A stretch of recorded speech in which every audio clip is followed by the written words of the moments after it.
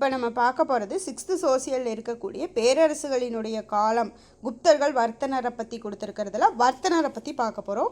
வர்த்தன அரச வம்சம் அல்லது புஷ்யபூதி அரச வம்சம், அதாவது குப்தர்களுக்கு அடுத்தது வந்த வம்சம் இது. அவங்க தானேஸ்வரத்தை தலைநகராக கொண்டு ஆட்சி செய்துட்டு வந்தாங்க. அப்போ தானேஸ்வரத்தை தலைநகராக கொண்டவர்கள் வர்த்தன வம்சம் அல்லது புஷ்யபூதி அரச வம்சம்னு சொல்லலாம். வர்த்தன அரச வம்சர்கள் குப்தர்களிடம் படைத்தளபதியாக பணி செஞ்சவங்க. குப்தர்களினுடைய வீழ்ச்சிக்கு பின்னர் இவங்களே ஆட்சியை கைப்பற்றிடுறாங்க. அதில் முதலாக வர்றவங்க பிரபாகர வர்த்தனர் அப்படிங்கிற வர்த்தகர் தான் முதலாக பொறுப்பேற்றார்.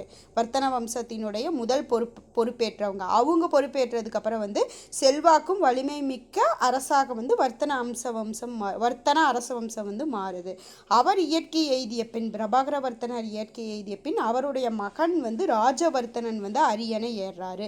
பிரபாகரவர்த்தனுடைய மகன் ராஜவர்த்தனன் அரியணை ஏறாரு. ராஜவர்த்தனினுடைய சகோதரி பேர் ராஜ்யஸ்ரீ. அவருடைய கணவர் தான் கனோசியினுடைய அரசர். அவர் கௌடவம்ச அரசர் சசாங்கரால் போர் செய்யப்பட்டு கொல்லப்படுறாரு.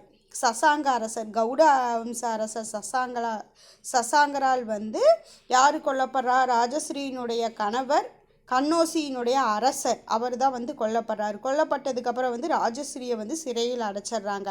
ராஜஸ்ரீயை மீட்கும் பொருட்டு ராஜவர்த்தனன் முயற்சியில் ஈடுபடுறப்ப வஞ்சத்தினால் அவரும் கொல்லப்படுறாரு. அப்போ ராஜவர்த்தனன் கொல்லப்பட்டதுக்கப்புறம் அவருடைய சகோதரரான ஹர்ஷவர்த்தனன் தான்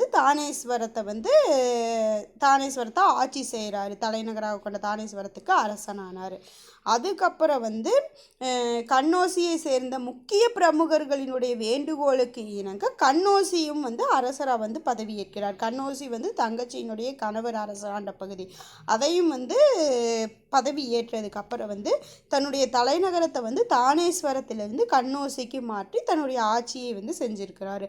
அப்போ ஹர்ஷவர்த்தனன் அரச பரம்பரைன்னு சொல்லலாம், இல்லை வர்த்தன அரச வம்சம் அப்படின்னு சொல்லலாம்.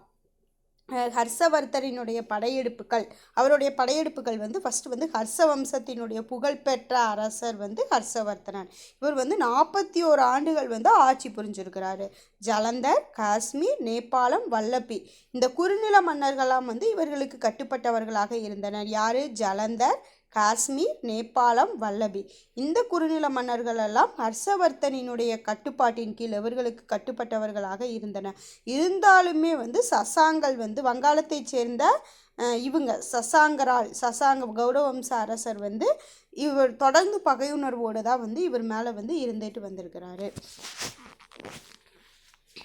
இந்த ஹர்ஷவர்த்தனர் வட இந்தியாவினுடைய பெரும்பாலான பகுதிகளை ஒருங்கிணைச்சாரு. ஆனால் தென்னிந்தியாவில் அவரால் ஒருங்கிணைக்க முடியலை. ஏன் அப்படின்னா அவர் மேற்கொண்ட முயற்சிகளை எல்லாமே சாளுக்கிய அரசரான இரண்டாம் புலிகேசி இவருடைய முயற்சிகளை எல்லாம் தடுத்து தென்னிந்தியாவை கைப்பற்ற விடாமல் பண்ணுறாரு. அதுக்கப்புறம் கிபி 648 ஹர்ஷரினுடைய மறைவுக்கு பின்னர் இந்த வர்த்தனர் அரசை சிதைந்து சிறு சிறு சிற்றரசுகளாக மாறிப்போச்சு. அப்போ கிபி 648 வரைக்கும். அப்போ ஹர்ஷர் தான் தலை சிறந்த தலைவர். அவர் தான் பெரும்பாலான பகுதிகளை ஒருங்கிணைத்து பெரிய அரசை கொண்டு வந்திருக்காரு, நிரூபிச்சிருக்காரு.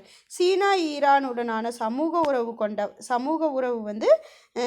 ஹர்ஷவர்த்தர் கொண்டிருக்காரு. சமூக உறவு கொண்ட அரசர்கள் சீனா ஈரான் அரசர்கள் தான். அதுக்கடுத்தது அவருடைய நிர்வாகம் எப்படி இருந்தது அப்படின்னா அரசர்களுக்கு உதவி செய்ய அமைச்சர் குழு இருந்தது. அதில் பிரதம மந்திரிக்கு தான் முக்கிய இடம் கொடுத்துருக்காங்க. பாகா, கிரண்யா, பாலி அப்படிங்கிற 3 முக்கிய வரிகள் வசூலிக்கப்பட்டது. அப்போ நாட்டின் வருமானத்திற்காக பாகா, கிரண்யா, பாலி அப்படிங்கிற 3 வரி வசூல் மேற்கொள்ளப்பட்டது. குற்றவியல் சட்டம் கடுமையாக இருந்தது. அதாவது குப்தர்கள் காலத்தில் இந்த மாதிரி கிடையாது, ஆனால் அதை விட கடுமையாக இருந்தது. ஆயுள் தண்டனை வரை விதிச்சிருக்கிறாங்க. படையினுடைய வலிமை, ஒழுக்கம் இதில் ஹர்ஷவர்த்தன் தனி கவனமே செலுத்தியிருக்காரு. அது மட்டும் இல்லாமல் பயணிகள் தங்கிறதுக்கும் ஏழைகள் நோயுற்றவர்களை காப்பதற்காகவும் சில தொண்டு நிறுவனங்களையும் அவர் நிறுவியிருக்காரு. நெக்ஸ்ட் மத கொள்கை. அவர் தொடக்கத்தில் சிவன் பக்தராக இருந்திருக்காரு. தங்கை ராஜஸ்ரீ மற்றும் யுவான்ஸ்வாங் அப்போ வந்துட்டு போன யுவான்ஸ்வாங்கினுடைய செல்வாக்கு இதெல்லாமே வந்து அவரை வந்து பௌத்த மதத்தின் பால் வந்து ஆர்வத்தை ஈட்டி பௌத்த மதத்துக்கு மாறினார். பௌத்தத்திலேயே வந்து மகாயான பௌத்தத்தை சேர்ந்தவர். இவர் பௌத்த மதத்துக்கே மாறினாலும் பௌத்த மதமாகவே இருந்தாலும் வேத வித்தகர், பௌத்த துறவி, அதாவது மதத்தை வந்து சமமாக மதிச்சிருக்கிறார். அவங்களுடைய வேத வித்தகர்கள் துறவிகளை எல்லாமே வந்து சரிசமமாகவும் மதித்ததோடு அவர்களுக்கு நன்கொடையும் வந்து சரிசமமாக தான் வந்து கொடுத்துருக்காரு. அப்போ ஹர்ஷவர்தன் மதங்களை வந்து சமமாக நடிச்சிருக்கிறார். ஆனால் தொடக்கத்தில் சிவன் பக்தராக இருந்து பௌத்த மதத்திற்கு மாறியவர். நெக்ஸ்ட் வந்து பௌத்தத்தை பின்பற்றிய கடைசி அரசர் வந்து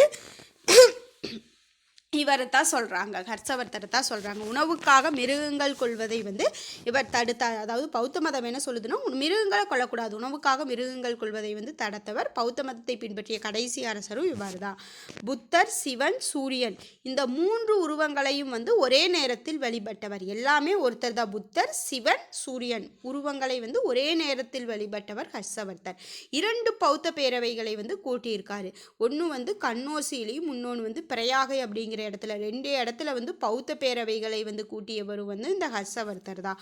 கலை இலக்கியம், அவருடைய காலத்தில் வந்து கலை இலக்கியம் எப்படி இருந்தது அப்படின்னா, இவரே வந்து கவிஞராகவும் நாடக ஆசிரியராகவும் தன்னை இருந்ததுனால தன்னை சூழ்ந்து வந்து சிறந்த கவிஞர்களையும் கலைஞர்களையும் வந்து இருக்க வச்சிருக்காரு.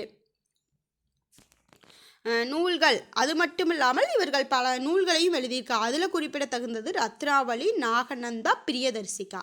ரத்னாவளி, நாகநந்தா, பிரியதர்சிகா குறிப்பிடத்தக்க நூல்கள். யார் எழுதியது? ஹர்ஷவர்தன் எழுதியது. அது மட்டும் இல்லாமல் அவருடைய அவையை அலங்கரித்தவர்கள் யார் அப்படின்னா, பாணப்பட்டர், மயூரா, ஹர்தத்தா, ஜெயசேனர். பாணப்பட்டா, மயூரா, ஹர்தத்தா, ஜெயசேனர் இவர்கள் எல்லாம் வந்து அவருடைய அவையை வந்து அலங்கரித்தவர்கள். கோவில்களும் மடாலயங்களும் வந்து இவருடைய காலத்தில் வந்து கல்வி மையங்களாக இருந்தது. கண்ணோசி நகரம் வந்து புகழ் பெற்றிருந்தது. கங்கை நதிக்கரையில் வந்து பல விகாரங்களையும் மடாலங்களையும் ஸ்தூபிகளையும் வந்து கட்டியிருக்காரு. நாலந்தா பல்கலைக்கழகம் வந்து பல்கலைக்கழகத்தோடு மடாலயமாகவும் செயல்பட்டது. அதனால் வந்து யுவான்ஸ்வாங் வந்தபோது, சீன துறவியான யுவான்ஸ்வாங் வந்தபோது 10,000 மாணவர்களும் பௌத்த துறவிகளும் அங்கு இருந்து கற்றதா வந்து கூறப்படுகிறது. இது வந்து வர்த்தன அரச வம்சம், அல்லது அவங்க இன்னொரு பேரில் சொன்னாங்க புஷ்யபூதி அரச வம்சம். அதில் குறிப்பிடத்தக்க அரசர் வந்து ஹர்ஷவர்தன் தான். ஆனால் முதலில் வந்து பொறுப்பேற்றவர் வந்து பிரபாகரவர்த்தனர். அவருடைய மகன் ராஜவர்த்தனன். அவருடைய மறைவுக்கு பின் பதவியேற்றவர் தான் வந்து ஹர்ஷவர்தன். தங்கை வந்து ராஜேஸ்வரியினுடைய கணவர் வந்து கண்ணோசியை ஆண்டவர். படையெடுப்புகள், தொண்டு நிறுவனங்களை நினைச்சிருக்கிறாரு.